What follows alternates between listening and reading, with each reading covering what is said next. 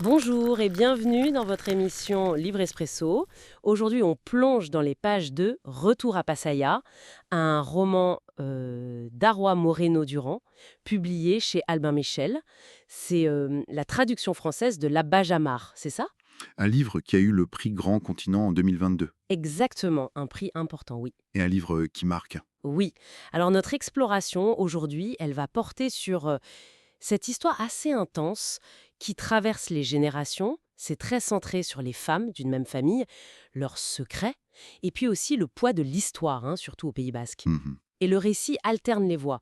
Ruth, la grand-mère, Adriana, la mère, et Adiran, la fille. 3 générations. C'est ça, une structure polyphonique. D'accord. Alors, décortiquons un peu ça. L'histoire s'ouvre de manière assez saisissante, je trouve. Ah oui, très. Avec la noyade d'un enfant, Mathias, dans l'Aria. Et ce qui est terrible, c'est la passivité autour. On ne leur apprenait pas à nager. C'est glaçant cette phrase. Et la mère, elle est changée à jamais. Elle cessa à jamais d'être la femme qu'elle était. Elle cherche son fils dans l'eau noire.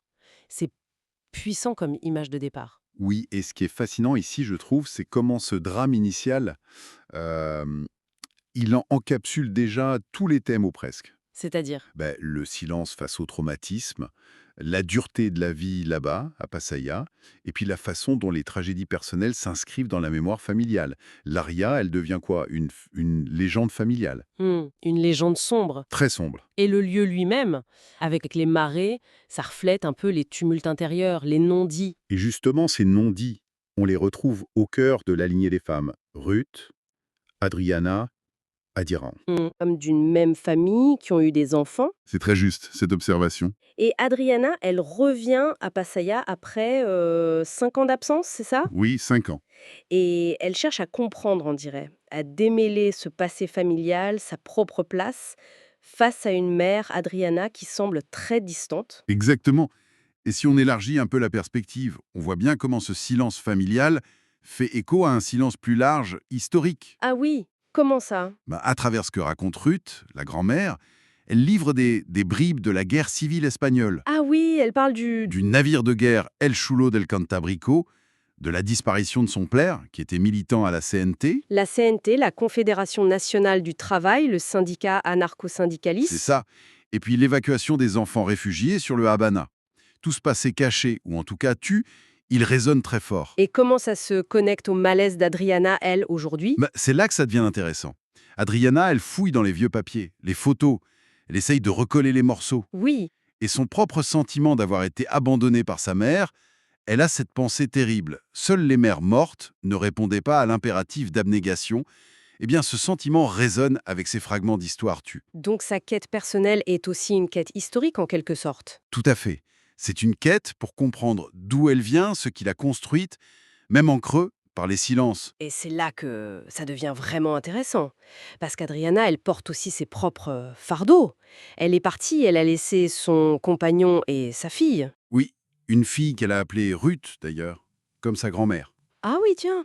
Et elle dit, en parlant de son départ, elle sait qu'en partant, elle a précipité ce qu'elle redoutait tant, sa propre disparition. C'est comme si elle répétait quelque chose. C'est tout à fait ça. C'est une des grandes forces du roman, je pense. Montrer cette transmission, parfois involontaire, des schémas, des blessures. Elle dit qu'elle est partie pour protéger sa fille de sa tristesse, c'est ça? Elle le justifie comme ça, oui. Mais en faisant ça, elle reproduit une forme d'absence. Un silence, qui n'est pas sans rappeler ceux dont elle a souffert. C'est complexe, et le roman ne juge pas, il explore. Hmm. Et au-delà de l'histoire elle-même, l'atmosphère du livre est souvent décrite comme très prenante. Passaya. Ah oui, l'atmosphère est essentielle. L'autrice utilise un langage très sensoriel, très évocateur. C'est-à-dire? Les descriptions de Pattaya, ce port un peu décrépit parfois, on sent presque les choses. L'odeur de pourri qui est mentionnée, Oui. le goût de la faim dont Ruth se souvient pendant la guerre, les craquements de la maison, tout ça nous plonge vraiment dans l'expérience des personnages. Et le contexte basque, il est présent comment? Subtilement, mais partout. Pas par de grandes explications, mais par cette ambiance, ces détails. Ça ancre le récit dans un lieu, une culture très spécifique, chargée d'histoire. L'atmosphère, c'est pas juste un décor, quoi. Ça fait partie d'histoire. D'accord. Alors, si on devait retenir l'essentiel de cette exploration, Retour à Pattaya, c'est donc un récit puissant sur la transmission. Oui, la transmission des secrets, des traumatismes, à travers les générations de femmes surtout. Et la structure même du livre, fragmentée avec ses voix qui alternent, ça souligne bien la difficulté, non, d'appréhender le passé. Absolument. La difficulté de recoller les morceaux, de comprendre vraiment. De réparer, peut-être? Oui, réparer. Et ça soulève une question importante qui est posée dans le livre d'ailleurs, vers la fin. Qu'est-ce donc qui ne saurait être réparé? Quoi donc? Hmm. C'est une vraie question, ça. Est-ce que tout peut être réparé entre les générations? Quelle est la distance réelle entre le passé et le présent? Est-ce que certains fossés peuvent vraiment être comblés? C'est une réflexion qui reste, effectivement. Une belle matière à méditer. Tout à fait. Merci de votre écoute. N'oubliez pas de vous abonner à la chaîne, de commenter et de nous proposer des livres que vous aimez. Et à la prochaine!